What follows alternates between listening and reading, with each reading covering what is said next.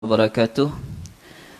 Bagi memuliakan kuliah kita pada malam ini, marilah sama-sama kita baca Ummul Kitab dan kita hadiahkan kepada junjungan besar Nabi Muhammad SAW, sahabat serta keluarganya, muslimin dan muslimat, dan juga kita hadiahkan kepada ibu bapa kita, saudara mara kita dan juga pengarang kitab ni, Syekh Abdul Qadir bin Abdul Muttalib Al-Mandili.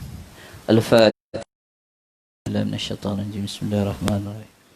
Alhamdulillahi rabbil alamin, arrahmanir rahim, maliki yaumiddin. Iyyaka na'budu wa iyyaka nasta'in. Ihdinas siratal mustaqim. Siratal ladzina an'amta 'alaihim ghairil maghdubi 'alaihim waladdallin. Amin. Alhamdulillahi rabbil alamin, wassalatu wassalamu ala sayyidina Muhammadin asyrafil anbiya'i wal mursalin wa ala alihi wa sahbihi ajma'in. Allahumma aftah alaina futuhal arifin warzuqna fahman nabiyyin wa ilhamal malaikatil muqarrabin birahmatika ya arhamar rahimin. Ya Allah, bukakanlah pintu hati kami sebagaimana orang-orang yang arif. Kurniakanlah kepada kami kefahaman Nabi-Nabi dan ilham para malaikat yang hampir denganmu, dengan rahmatmu, wahai Tuhan yang maha pemurah lagi maha penyayang. Qala Nabi sallallahu alaihi wasallam, man kharaja fi talabul ilmi fahuwa fi sabilillahi hatta yarji'. Maksudnya, barang siapa yang keluar untuk mencari ilmu, maka ia berada di jalan Allah hinggalah ia pulang. Hadis riwayat At-Tirmizi. Yang semuliakan ahli jawatan kuasa surau, tuan-tuan imam, tuan-tuan Bilal, Siap dan muslimin muslimat sidang jemaah yang dirahmati Allah sekalian. Marilah sama-sama kita panjatkan kesyukuran yang tidak terhingga kehadrat Allah Subhanahu wa taala, yang mana dengan izinnya, dengan kehendaknya, maka pada malam ini kita dapat bersama-sama dalam kita berkongsi ilmu, iaitu pada malam ini kita masih lagi bawa, iaitu penawar bagi hati, kitab karangan Syekh Abdul Qadir bin Abdul Muttalib Al-Mandili, dan mudah-mudahan atas perkongsian ini ianya memberi manfaat buat kita bersama, untuk kita menjadi panduan kepada kita untuk meneruskan kehidupan kita di atas muka bumi Allah ini. Tuan-tuan yang dirahmati Allah sekalian, tajuk kita pada malam ini pada bab yang ke-13, iaitu tajuknya cintakan dunia, atau disebut hubbud dunya, kasih ataupun cintakan akan dunia. Baik, setiap kenikmatan seperti keinginan kepada segala benda yang hanya mengikut nafsu dan kemegahan yang ada di atas muka bumi ini adalah sebahagian daripada pelbagai perkara dunia.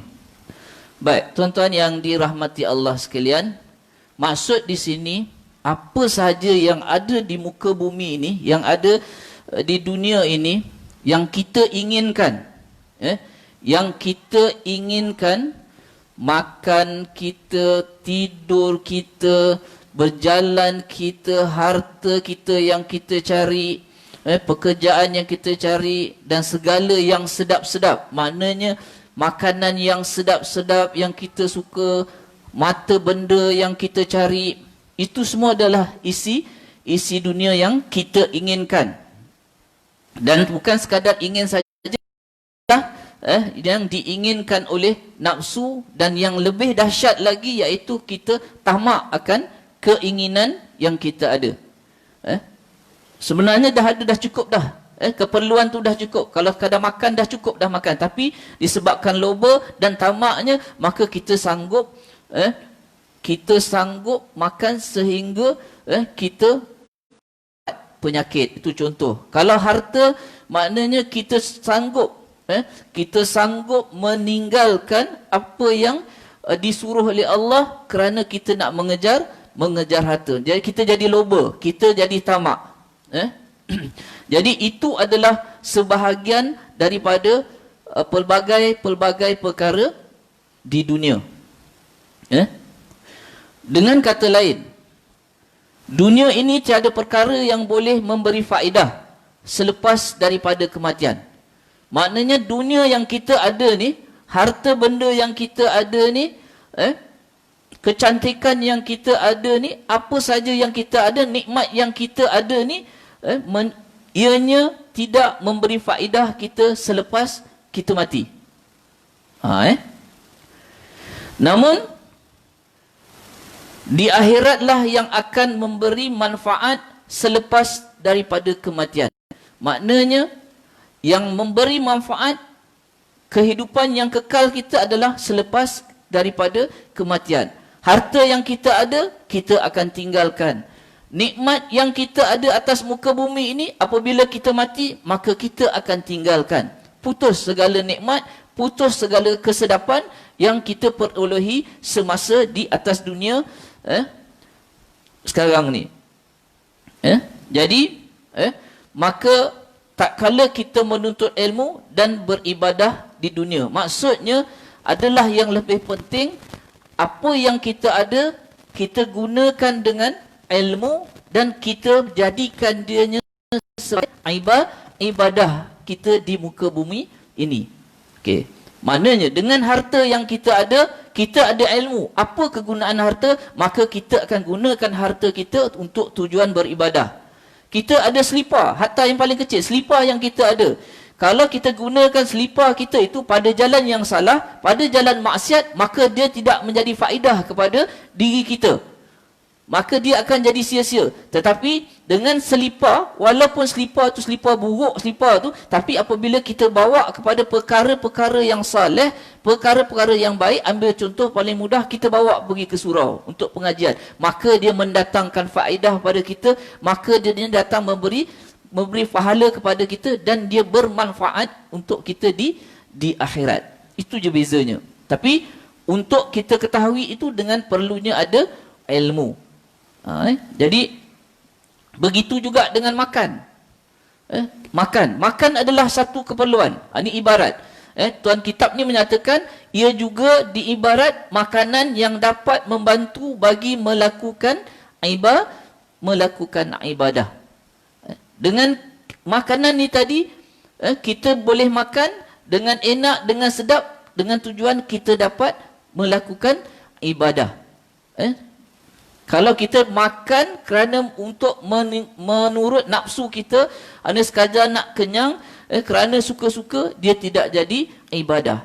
Jadi pentingnya kita ketahui, pentingnya kita ada ilmu untuk kita ketahui tujuan kita gunakan harta, kekayaan dan juga perkara-perkara yang ada di atas muka bumi ini. Baik.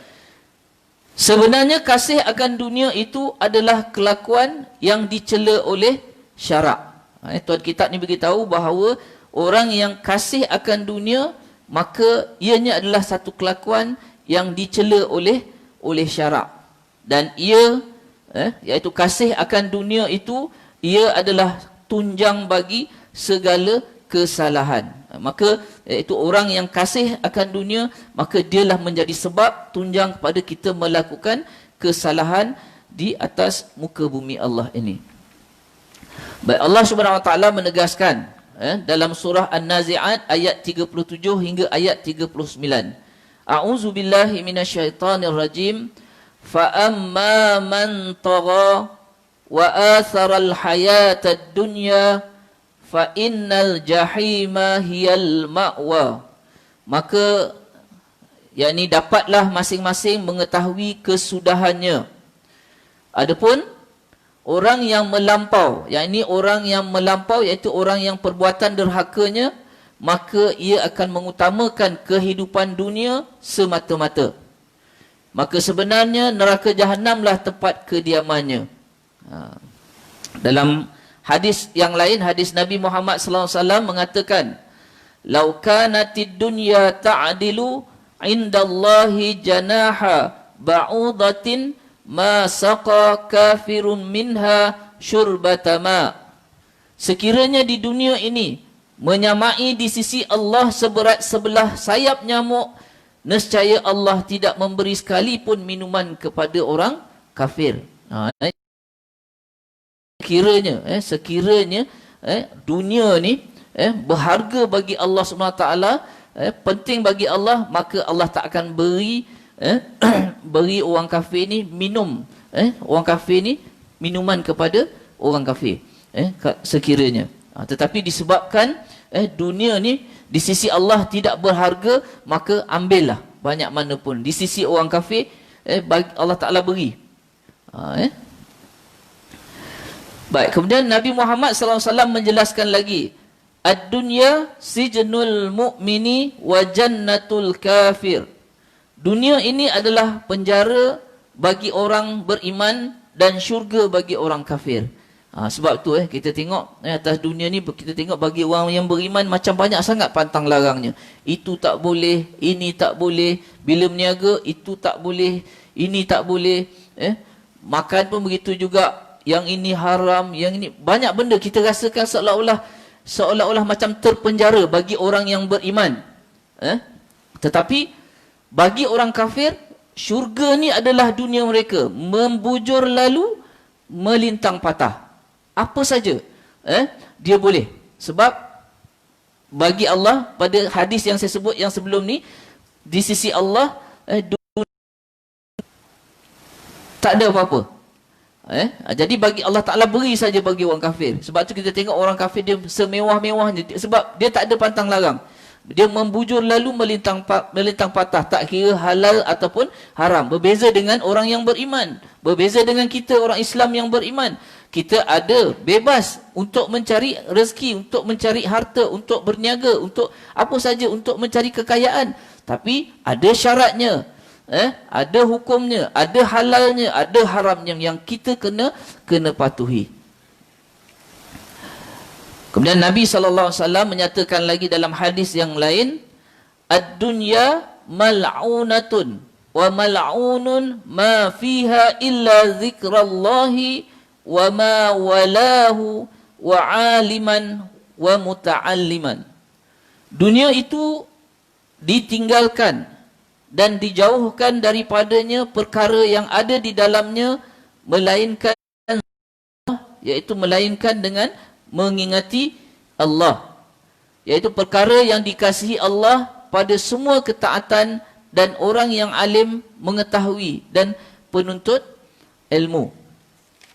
Baik, tuan-tuan yang dirahmati Allah sekalian, Abu Hurairah berkata, beliau mendengar Rasulullah sallallahu alaihi wasallam menyatakan, dunia itu terlaknat dan terlaknat juga apa-apa yang ada di dalamnya kecuali zikrullah.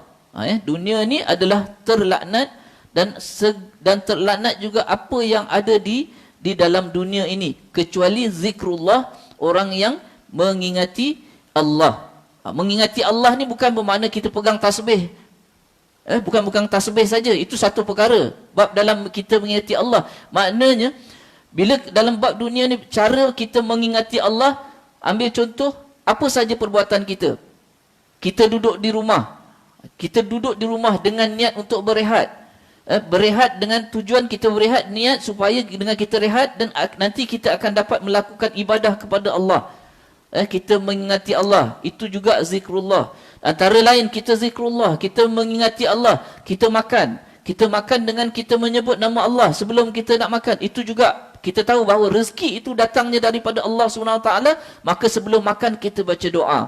Paling kurang kita baca Bismillahirrahmanirrahim, tanda syukur kita kepada Allah. Maka itu juga sebagai tanda bahawa kita mengingati Allah SWT. Banyak perkara. Dan apabila begitu, maka dunia itu tidak menjadi laknat kepada kita, maka dianya menjadi perkara yang baik dan memberi manfaat kepada kita untuk kita dapat pahala di akhirat. Dan disebut di sini juga iaitu kecuali zikrullah tadi dan juga yang semisalnya dan orang-orang yang berilmu atau orang yang belajar. Jadi orang zikrullah dan juga semisalnya iaitu orang-orang yang berilmu. Dia orang-orang yang atas dunia ni dia mencari ilmu dan dia belajar, maka dia tidak dilaknat oleh Allah Subhanahu wa taala. Baik. Tufat al-Ahwazi menyebut sesungguhnya dunia itu terlaknat, iaitu dunia itu ianya dibenci Allah Subhanahu wa taala kerana ia menjauhkan diri manusia daripadanya. Tufah al-Ahwazi menyatakan ayat sesungguhnya dunia itu terlaknat. Dia kata di sini bahawa iaitu dia dibenci. Dunia itu dibenci oleh Allah SWT disebabkan kerana dunia manusia menjauhkan dirinya daripada Allah Subhanahu wa taala. Sebab itulah menjadikan bahawa dunia itu terlaknat. Dan ayat terlaknat juga apa-apa di dalamnya, iaitu apa sahaja yang melalaikan diri daripada Allah Subhanahu wa taala. Dia sebut terlaknat juga apa-apa di dalamnya, itu juga bermaksud apa sahaja yang melalaikan diri kita daripada Allah, maka menjadikan dunia itu terlaknat, kecuali orang yang mengingati Allah. Dia tak ada masalah kalau contoh dia seorang yang suka pada main bola. Main bola tu adalah dunia, tetapi apabila dia main bola dan dia mengingati Allah, maksud mengingati Allah ini cukup masa, cukup waktu, maka dia akan berhenti dan dia mengerjakan perintah Allah, dia solat, maka dia tidak terlaknat pada ketika itu sebab dia telah mengingati Allah Subhanahu wa taala. Dan banyak perkara lagi lah, contoh-contoh yang lain. Perkataan asal disebut zikr ataupun zikru tu diberi baris depan. Zikru di mana ra tu diberi baris depan ataupun dhammah pada huruf ra tu, iaitu apa yang sama sepertinya. Iaitu amalan dan perbuatan yang mendekatkan diri kepada Allah Subhanahu wa taala dan Allah Subhanahu wa taala menyukainya. Allah Taala suka bagi orang yang mendekati Allah Subhanahu wa taala dan orang yang buat sesuatu perkara dan tidak lalai kepada Allah Subhanahu wa taala. Kemudian Al-Muzir berkata, iaitu apa yang disukai oleh Allah dan melakukan perkara yang seumpamanya yang disukainya antara dua perkara, iaitu mengingati Allah ataupun cintakan dunia. Apa yang dilakukan oleh manusia boleh jadi dia akan melakukan sama ada dua perkara, mengingati Allah ataupun cintakan dunia yang terlaknat. Baik, maksud di sini apa yang ada di dalam dunia ni adalah terlaknat, melainkan mengingati Allah Subhanahu wa taala. Itu yang dikatakan oleh Al-Muzir. Baik, tuan-tuan yang dirahmati Allah sekalian, kita perlu mengetahui dunia ni adalah satu tempat celaan. Okey, itu perlu kita ketahui. Namun segala amal kebajikan yang dilakukan di dunia adalah bekalan kita di akhirat. Ad-dunya mazratul akhirah. Dunia ini adalah jambatan akhirat. Dunia ini adalah penghubung kita ke akhirat. Pengarang kitab ini menyatakan, tadi saya sebut, kita perlu tahu bahawa dunia ni adalah tempat celaan. Namun bila kita melakukan amal kebajikan di dunia ini, dia akan menjadi bekalan kita di akhirat. Justru dunia ini adalah tempat mencari bekal untuk perjalanan ke negeri yang kekal. Jadi kita ada di atas muka bumi ini, maka di sinilah di atas muka bumi inilah peluang untuk kita mencari bekalan yang banyak untuk kita buat persiapan yang nanti kita ketahui bahawa kita akan pergi ke satu alam, iaitu alam akhirat, yang mana alam akhirat itu adalah kita akan dapat pembalasan. Di situ kita tak ada kerja lagi. Di situ kita akan menerima balasan. Dan kita akan terima amal baik dan amal jahat kita di akhirat. Dan masa ketika itu, maka tidak ada lagi dunia yang ada sekarang ini. Sebagaimana ditegaskan oleh Allah Subhanahu Wa Taala dalam surah Al-Baqarah ayat 197, Allah Taala menyatakan, wa tazawwadu fa inna khairaz zadit taqwa, dan hendaklah kamu membawa bekal dengan secukupnya, kerana sebenarnya sebaik-baik bekal itu adalah takwa. Apa dia takwa? Iaitu menjunjung perintah Allah dan menjauhkan setiap larangannya. Jadi dalam surah Al-Baqarah ini Allah Ta'ala mengingatkan kita supaya kita bersedia membawa bekal dengan secukupnya. Sebab kerana sebenarnya iaitu sebaik-baik bekal untuk kita bawa ke akhirat nanti ialah takwa. Dan orang yang takwa iaitu orang yang menjunjung perintah Allah dan menjauhkan setiap larangan Allah Subhanahu Wa Ta'ala. Jadi tuan-tuan yang dirahmati Allah sekalian, oleh yang demikian kebinasaan tidak berlaku melainkan mereka yang dilalaikan oleh dunia daripada akhirat. Jadi kalau kita atas dunia ni, kita atas dunia ni kita tidak lalai, maka kita tidak akan binasa di akhirat nanti. Tetapi sekiranya atas dunia ini kita lalai, kita tidak menjadi insan yang bertakwa, kita tidak menjadi manusia yang bertakwa, kita langgar perintah Allah Subhanahu Wa Taala, maka di akhirat nanti kita akan mendapat balasan daripada Allah Subhanahu Wa Taala, balasan yang buruk. Seperti seorang yang bermusafir di dalam hutan bersama orang ramai. Diceritakan di sini seperti mana orang dia bermusafir bersama dengan orang ramai. Dalam perjalanan tersebut dia telah melihat buah-buahan, buah-buahan, dan dia bersungguh-sungguh memakan buah itu sehingga dia ditinggalkan oleh kaumnya kerana leka dengan buah-buahan tadi. Dalam perjalanan, disebabkan leka, sedangkan tujuan dia ada tujuan dia nak pergi ke satu tempat, tetapi dalam perjalanan dia telah lalai kerana dia melihat buah-buahan yang sedap, buah-buahan yang enak, maka dia makan dengan bersungguh-sungguh, dia lupa yang dia telah ditinggalkan oleh kaumnya. Akhirnya dia pun sesat, dan akhirnya juga dia boleh diterkam oleh binatang yang buas. Begitu jugalah dengan kita di dunia ini. Sekiranya atas dunia ini kita leka, kita leka dengan kita lupa bahawa kita ada tempat yang, destinasi yang terakhir yang kita akan sampai, iaitu akhirat. Maka disebabkan kelekaan kita atas dunia ini, maka kita lupa apa yang Allah pesan, kita lupa apa yang Nabi pesan, maka akhirnya di akhirat nanti, maka kita akan binasa.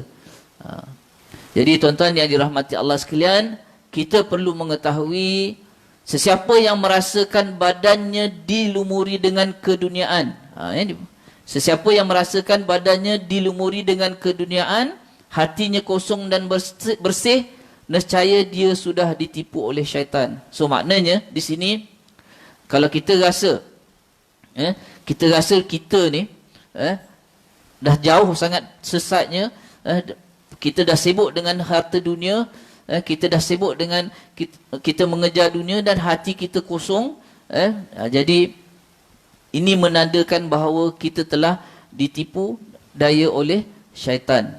Ini kerana Nabi Muhammad SAW menyatakan, innama mathalu sahibid dunya kalmashi fil ma'i hal yastati'u allazi yamshi fil ma'i alla tabtalla qadamah.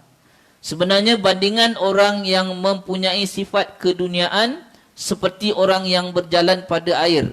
Adakah kuasa yang berjalan pada air itu tidak basah pada kedua tapak kakinya? Maknanya perbandingan ini disebut oleh apa ni? Hadis ni direkodkan oleh Al-Balhaqi daripada Al-Hasan Al-Basri daripada Anas radhiyallahu hadis mursal. Hadis ni nyatakan bahawa macam mana pun bila kita berjalan di atas air, maka kaki kita tetap tapak kaki kita tetap basah. Maka kita tidak kuasa untuk berjalan atas air tanpa kaki kita tidak basah. Baik, kemudian dilaporkan daripada Saidina Ali, halaluha hisabun wa haramuha nar. Yang halal daripada dunia itu adalah menyebabkan ia dihisap ataupun diperiksa pada hari kiamat, dan yang haram daripadanya adalah menyebabkan ia diseksa dengan api neraka. Seterusnya dilaporkan daripada Nabi Isa alaihissalam Nabi Isa melihat dunia ni seperti rupa perempuan tua yang sangat hodoh, tetapi seluruh anggotanya dihiasi perhiasan. Ini Nabi Isa membuat perbandingan.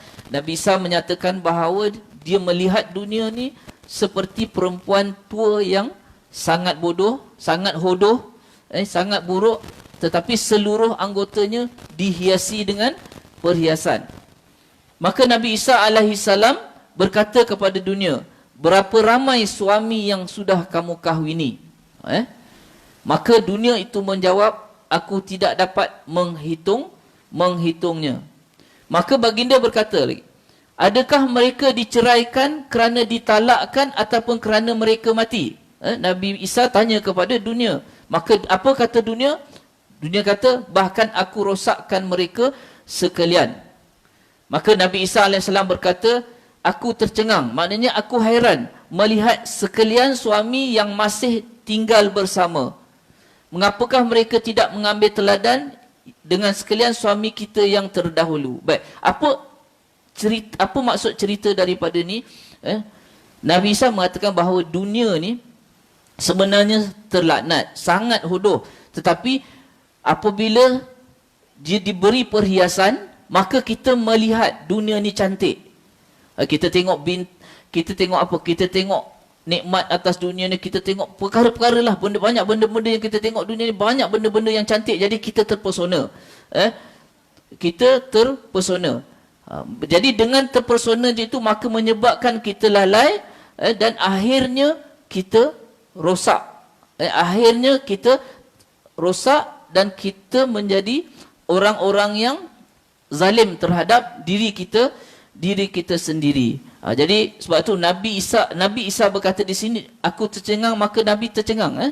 Dia kata, maksud dia suami itu banyak masih tinggal bersama. Maksud di sini, kenapa masih lagi ramai lagi manusia yang masih lagi cintakan dunia ataupun kasihkan dunia, sedangkan mereka tahu bahawa dunia ini iaitu tempat yang terlaknat dan dia tidak memberi apa-apa faedah kepada manusia itu sendiri.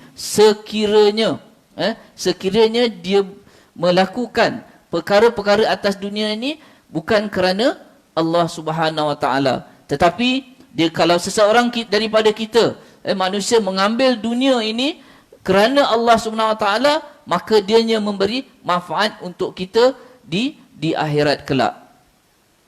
Baik, tuan-tuan yang dirahmati Allah sekalian, kita terus pada bab yang ke-14, iaitu pada menyatakan membesarkan diri. Sikap membesarkan diri ini adalah apabila seseorang itu melihat dirinya melebihi daripada orang lain pada sifat kesempurnaan. Itu dimasukkan di sini, iaitu membesarkan diri ini apabila kita melihat orang lain, kita melihat orang lain itu kurang daripada kita, maka kita angkuh dan kita besar diri. Kita merasakan bahawa diri kita ni lebih baik daripada orang yang kita lihat itu. Dan kita juga melihat orang lain itu lebih hina daripada kita. Ini adalah sebahagian, pengarang ni kata, ini adalah sebahagian daripada segala sifat yang tercela yang ada di dalam hati dan sebesar-besar maksiat yang tersembunyi. Allah Subhanahu wa taala menjelaskan dalam surah Az-Zumar, fabi'sa maswal mutakabbirin, maka seburuk-buruk tempat bagi orang-orang yang sombong dan takabur adalah neraka Jahannam. Dalam hadis yang lain, Rasulullah sallallahu alaihi wasallam berkata, bagi menceritakan daripada Tuhannya yang maha mulia, iaitu hadis qudsi, al-kibriya'u ridai wal azamatu izari faman naza'ani wahidan minhuma alqaituhu fi jahannama wala ubali. Ketinggian itu adalah selendangku, dan kebesaran itu adalah kainku. Maka sesiapa yang mencabut dan merebut padaku satu daripada kedua-duanya, nescaya aku akan campakkan dia ke dalam api neraka Jahannam, dan aku tidak peduli.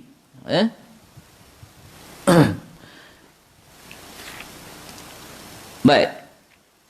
Kibria, apa makna kibria? Kibria ni juga maknanya ialah takabur, iaitu dia membawa maksud apabila seorang itu merasakan dirinya lebih mulia dan tinggi daripada orang lain. Itu disebutkan takabur, kibria.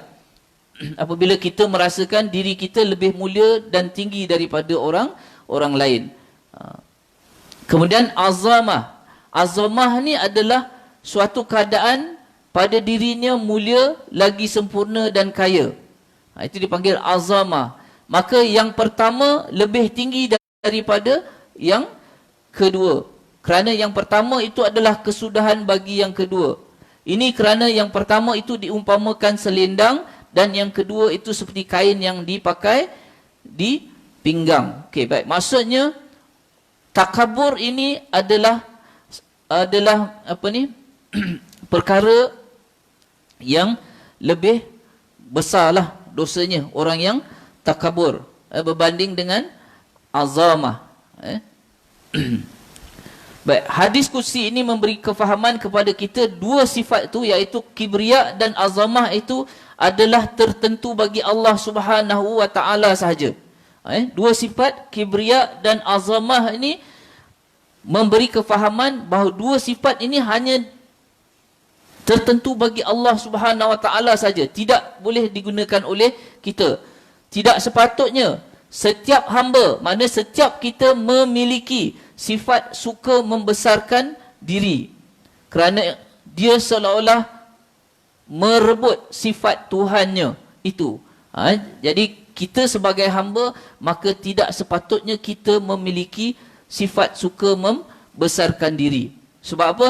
Sebab seolah-olah kita merebut sifat Allah Subhanahu wa taala.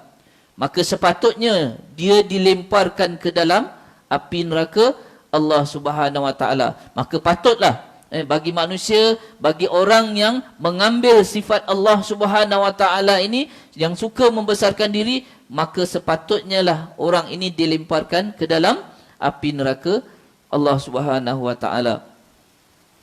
Nabi Muhammad sallallahu alaihi wasallam menyatakan, la yadkhulul jannata ahadun fi qalbihi mithqalu habbatin min khardalin min kibr. Tidak masuk ke dalam syurga seseorang yang ada di dalam hatinya sifat membesarkan diri seberat biji sawi. Ini hadis Nabi. Hadis Nabi ini diriwayatkan oleh Muslim dan Abu Daud.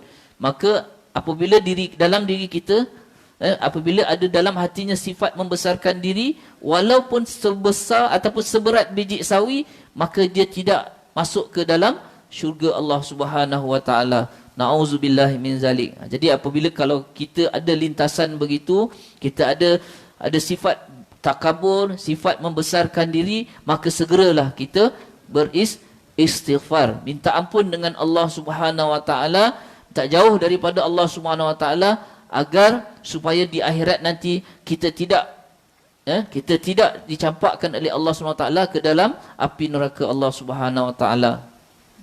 Baik, tuan-tuan yang dirahmati Allah sekalian, membesarkan diri itu adalah kelakuan yang dicela oleh Allah Subhanahu wa taala dan dicela oleh agama. Namun sebaliknya, adalah merendahkan diri, iaitu ia adalah kelakuan yang dipuji oleh syarak. Jadi sifat ataupun perkara sifat membesarkan diri ini adalah kelakuan yang dicela. Jika kita menjadi orang yang merendahkan diri, maka itu adalah satu kelakuan yang dipuji oleh syarak. Rasulullah sallallahu alaihi wasallam berpesan kepada umatnya. Apa pesanan Nabi kepada kita? Ma naqasat sadaqatun min mal wa ma zadallahu 'abdan bi'afwin illa 'izza wa ma tawada'a ahadun lillahi illa rafa'ahu Allah. Harta tidak akan berkurangan dengan jadi harta yang kita ada, dia tidak akan berkurangan dengan sebab kita sedekah. Nampak pada zahirnya kita ada RM2, kita bagi RM1 dalam tabung, maka tinggal RM1 pada zahirnya. Tetapi Nabi kata, harta yang kita sedekah itu, dia tidak akan berkurangan, malah dia akan bertambah. Kemudian Allah Ta'ala kata, dan Nabi kata di sini, dan Allah tidak menambah kepada seseorang hamba dengan sebab kemaafan yang diberikan kepada orang lain, melainkan kemuliaan kepadanya, dan tiada merendah diri seseorang itu melainkan Allah mengangkatkan darjatnya. Jadi orang yang memberi kemaafan, mana orang yang memberi kemaafan, dia bersedia memaafkan orang lain, maka menjadi kemuliaan pada diri orang itu. Dan orang yang merendah diri itu juga, maka Allah Ta'ala akan angkatkan darjatnya, tak rugi apa pun. Dalam hadis yang lain, Rasulullah sallallahu alaihi wasallam menyatakan, man tarakal libasa tawadu'an lillahi ta'ala wa huwa yaqdiru alaihi da'ahu Allahu yawmal qiyamati ala ru'usil khalaiqi hatta yukhayyirahu min ayyi hulalil imani sya'a yalbasuha. Sesiapa yang meninggalkan memakai pakaian yang elok dalam keadaan merendahkan diri kerana Allah, sedangkan dia mampu memakainya, maka Allah akan memanggilnya pada hari kiamat melalui kepala, iaitu melalui ketua sekalian makhluk, hingga dia memilih mana-mana pakaian keimanan yang dikehendaki untuk dipakainya. Hadis At-Tirmizi, hadis ini adalah makam dia itu hadis hasan. Maksud pakaian keimanan di sini adalah pakaian-pakaian syurga yang diberikan kepada ahli iman. Itu yang dimaksudkan. Jadi maksud di sini ialah siapa yang memakai pakaian yang elok. Dia pakai pakaian yang elok, maknanya dia dalam pakaian dalam keadaan dia merendahkan diri kepada Allah Subhanahu Wa Taala, maka di akhirat nanti Allah akan pakaikan dia pakaian-pakaian syurga. Jadi maksud menyeru di atas kepala sekalian makhluk, disebut ni tadi, maksud menyeru di atas kepala sekalian makhluk ni adalah Allah Subhanahu Wa Taala memasyhurkannya di antara sekalian manusia, serta Allah Subhanahu Wa Taala bermegah-megah dengannya. Manakala yang dimaksudkan dengan pakaian keimanan adalah dua helai kain yang baru, iaitu selendang dan kain yang dipakai di pinggang. Itu maksud daripada apa yang disebut daripada hadis yang kita baca tadi. Kemudian sesungguhnya membesarkan diri itu adalah satu dosa besar, sehingga menyebabkan tidak masuk syurga bagi mereka yang ada di dalamnya sifat ini, iaitu sifat membesarkan diri walaupun seberat biji sawi.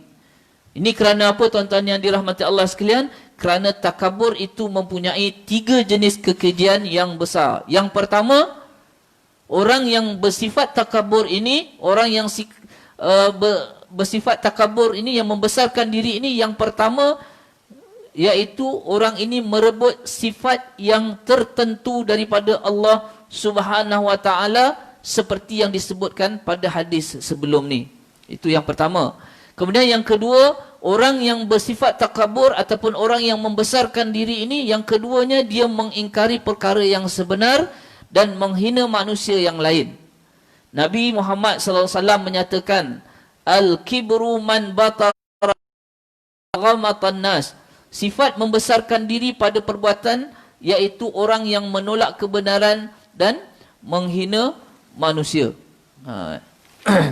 Dan sifat yang ketiga, kerana membesarkan diri ini, iaitu membuatkan dia tidak mampu menyayangi manusia yang lain, seperti mana dia sayang kepada dirinya sendiri. Jadi biasa, ini sudah pastilah. Mana orang yang ada bongkak, ada yang orang yang membesarkan diri, maka dia tidak akan ada perasaan untuk menyayangi manusia yang lain seperti mana dia menyayangi diri dia sendiri. Sebab dia mengeluarkan sifat sombong dan angkuhnya pada manusia yang lain. Dan pada ketika itu maka dia tidak mampu untuk merendahkan diri dia, merasa rendah diri terhadap orang lain. Kemudian dia tidak mampu meninggalkan marah dan dengki. Orang yang membesarkan diri ini sudah pasti dia tak mampu meninggalkan marah. Dalam diri dia ada perasaan marah, dan dalam diri orang tersebut ada sifat dengki, dan dia juga tidak mampu berlemah lembut dalam memberi nasihat. Dan juga orang yang membesarkan diri ini tidak mampu untuk meninggalkan riak. Bila dia besarkan diri, sudah tentu dalam diri dia ada sifat riak, iaitu menunjuk-nunjuk bahawa dia adalah orang yang hebat. Ringkasnya, tidak ada kekuatan yang tercela melainkan ia dilakukan oleh orang yang membesarkan diri, dan tiada kelakuan yang terpuji melainkan dilakukan orang yang merendah diri. Maknanya kelakuan yang terpuji boleh dilakukan hanya bagi orang yang ada sifat merendahkan diri. Di tuan-tuan yang dirahmati Allah sekalian, kata pengarang kitab ini, iaitu ketahuilah, penawar bagi sifat membesarkan diri itu adalah apabila seseorang itu mengetahui sifat membesarkan diri. Mana penawar bagi sifat membesarkan diri, iaitu apabila dia sedar bahawa dia telah membesarkan diri dia. Kalau dia buat perkara membesarkan diri itu, dia tak tahu yang dia suka membesarkan diri dia. Itu yang pertama. Kemudian permulaan kejadian, iaitu penawar bagi sifat besar diri itu berlaku apabila dia mengetahui hakikat kejadian dirinya berasal daripada air mani yang binasa dan gemuruh.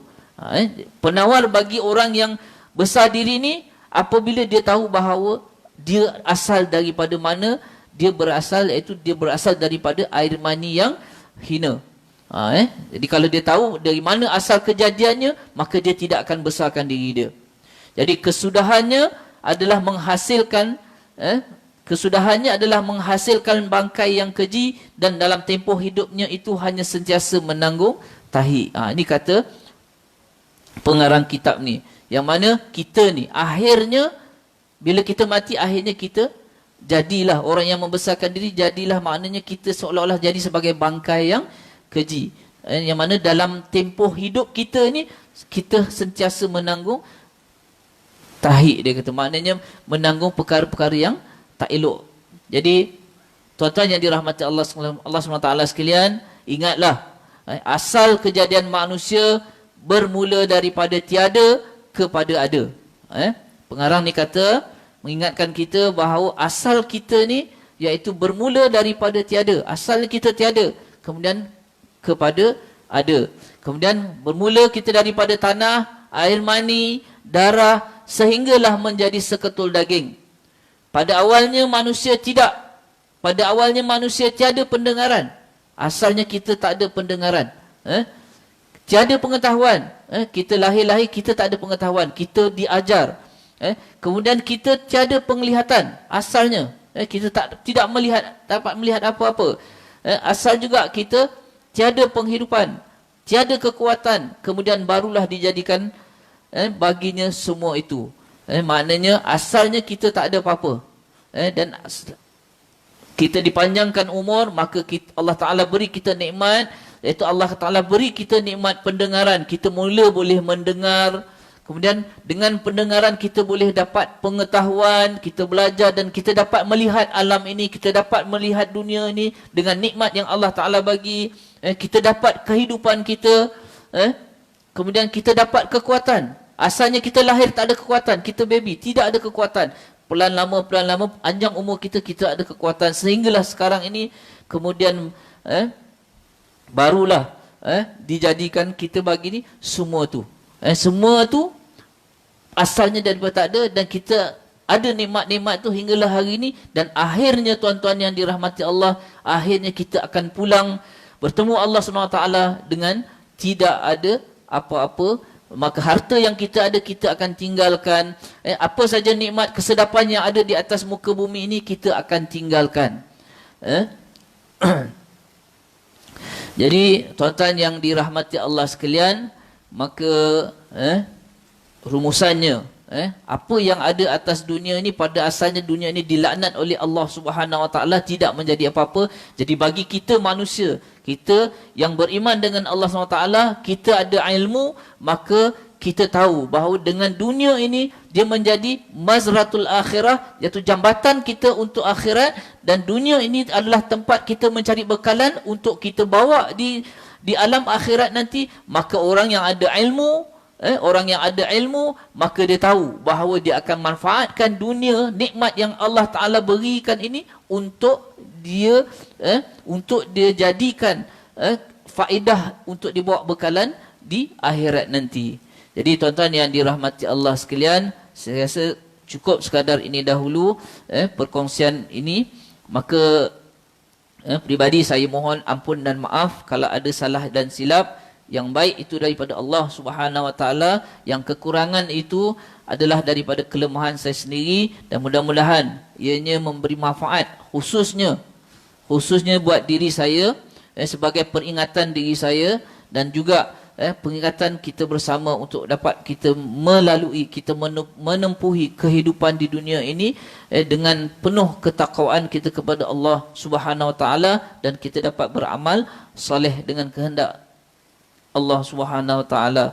Dengan itu kita tangguh dengan tasbih kifarah dan suratul As. Subhanakallahumma wa bihamdika nashhadu an la ilaha illa anta nastaghfiruka wa natubu ilaik. Bismillahirrahmanirrahim. Wal 'asri innal insana lafi khusr illa allazina amanu wa 'amilus salihati wa tawassaw bil haqqi wa tawassaw bis sabr. Shadaqallahul azim.